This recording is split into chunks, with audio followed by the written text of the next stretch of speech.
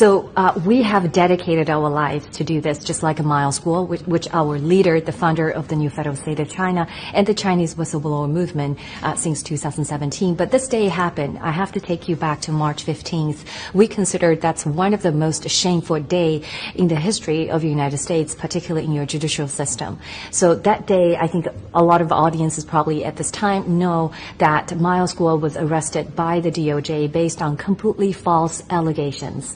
And since then, he had been held basically in detention, and the prosecutor in the Southern District of New York actively argued against bail. So I wanted to ask you, when you hear about this events happening on March 15th, you were a prosecutor, as you said. You put criminals into jails, and you're making sure the justice is upheld. But what do you see here? Is there any oddity that you observed on that day? Well, it's certainly a two-tier justice system once again. And the two things that you're looking for as a prosecutor, someone that's supposed to be focusing on justice and whether justice is being served, is whether the person that's accused is a flight risk or a danger. And what you go from are someone's, previous criminal history. And to my knowledge, there is no, criminal history with respect to Miles Guo on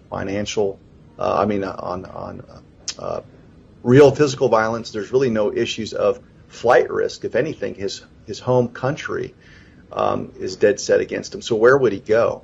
Mm-hmm. And so he's got every incentive to report and cooperate with authorities, which makes him a perfect candidate to have bail.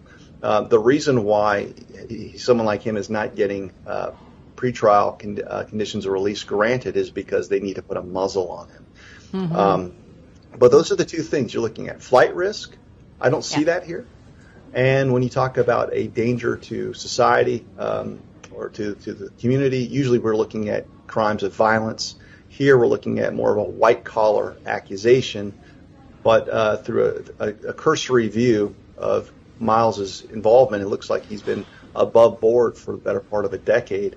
And so this looks like a political hit job, and the way that you effectuate a goal politically is you try to lock someone up and throw away the key.